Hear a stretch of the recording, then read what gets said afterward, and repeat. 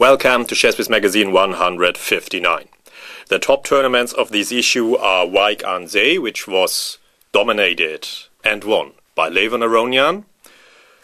Zurich, where world champion Magnus Carlsen prevailed, and Gibraltar. And there Shaporinov won the final against Vityugov, who had eliminated Ivanchuk before. For this CBM, Aronian, Karjakin, Caruana, Peter Heine Nielsen, the second of world champion Magnus Carlsen, and Vityugov have annotated games in detail, among others of course. And for this intro I again had to delete almost all of the annotations due to space reasons. But this I found amazing. Dominguez Perez against Aronian, and Levon Aronian's annotations make clear that in this position White can still harbor hopes to equalize with Rook A D1, but after C3 Black is clearly better. And this I find a bit surprising, but after some deeper thought it looks convincing. What did Aronian play here with Black? Bishop F6, and now Black's knight threatens to invade White's position, and somehow it is not really possible to re-coordinate White's forces who have lost harmony. And Aronian went on to win. Caruana against Aronian from Zurich was annotated by Fabiano Caruana. And how did he break Black's defensive setup in this position? C4, and White must be winning, as after bishop takes C4 White has knight B7, and now somehow the knight tactics dominate. Quite nice, I think, and Caruana went on to win. There are 13 opening surveys in traditional format and 3 opening videos by Marine on the Perts with Black, by Crits on the Colorado defense with White. Of course it is important to have something in store if the Colorado comes over you. And Lawrence Trent on the Sicilian with Bishop B5 check and Knight D7. From the 13 surveys I want to look at 3 in a bit more detail. Michael Marine looks at a sideline of the French defense from Black's point of view. Okay, this is still one of the main lines, and now C5 or Knight E7, but B6. And I found it surprising that this has many more ideas than just Bishop A6. This is what I want to show here in a short way. In Matanovic Korchnoi, Black executed the main plan, but of course it is relatively slow. White has advantage in development, so it is probably not everybody's cup of tea. But here after A3, now Bishop A6 is quite good, and Black has a solid strategically sound position, and White's Bishop F1 is a very good minor piece, of course, while the French Bishop, of course, is, yeah, you guessed it. Is not the best bishop possible, but of course as a French player you must also like somehow to play with a French bishop. Otherwise it wouldn't be the right opening for you. But this is not the only plan, as we will see.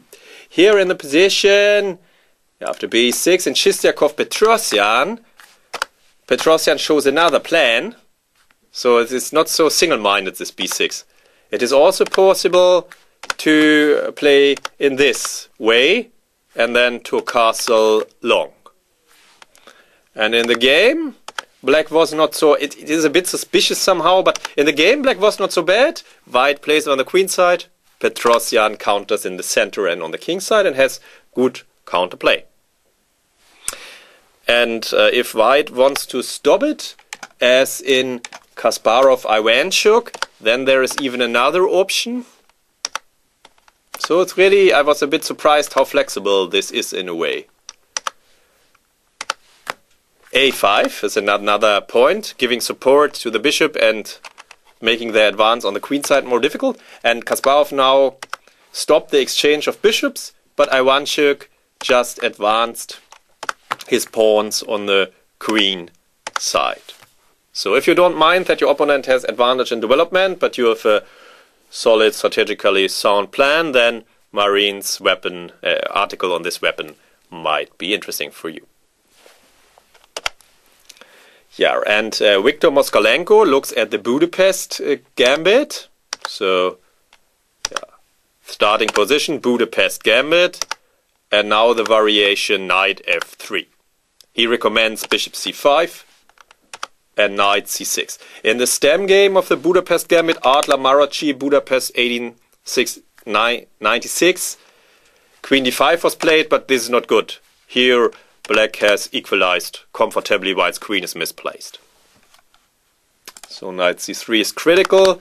Now Black should castle short. And I just want to mention one further plan here.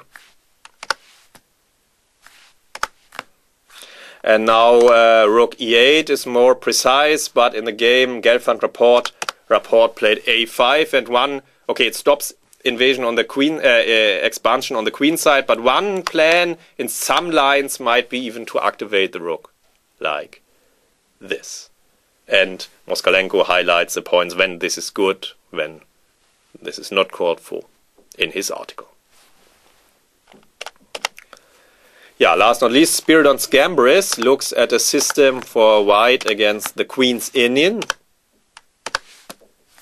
Queen's Indian and now Bishop F4. It's a sideline, but it has some poison. And I want to mention one of Scambris' ideas. This is Spassky Karpov, Montreal 1979. And here he advocates just leaving the Bishop FF4. This is probably not everybody's taste, but okay. White has advantage in space, advantage in development, but I know Black has the pair of bishops. But okay, it's not the typical Queen's Indian structure, so if you need a weapon for white, then look at Scambris' article. In the columns, Dorian Rogosenko looks at the isolated Queen's pawn. And again, I like very much the way in which he connects the classics from the past with modern games and with the guidelines and the typical strategies. What to do with white here and how to evaluate the position. Rook d2, and white is much better. The pieces on the board help white a lot to fight against the pawn. There are no knights on the board, there are rooks on the board, and Rustemov turned up the heat more and more, and in the end managed to convert here. And the next game I selected is one of the famous classics, Korchnoi Karpov World Championship 1981. Anatoly Karpov played with Black. Knight h5 to exchange the bishops. Black has knights here, and really Karpov went on to win a model game. The bishop later went to c6, and it was really an instructive masterpiece. So study Rogosenko's article in detail. Oliver Ray looks in his tactics column at the hanging queens of Gibraltar and really solve the tactic exercises yourself first. Daniel King in Move by Move analyzes Negi Raga from Graz 2014, which was Caro-Kann with knight d2 in the third move, d takes e4, knight takes e4 from white's point of view. And again, really solve Daniel King's exercises yourself first. In the endgame column, I look at pearls from Vaik Anze, as is already traditional from the last years, and really in this super tournament, there are so many instructive endgames that it was not so difficult to find a lot for the column.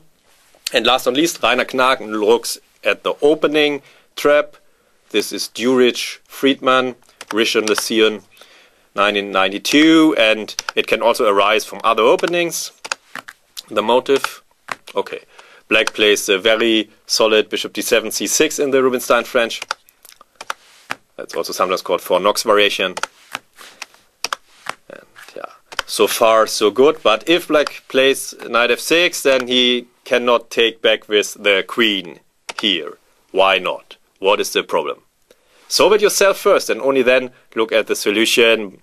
by Rainer Knag on the DVD in traditional and video format. And now I wish you a lot of fun with ChessBase Magazine 159.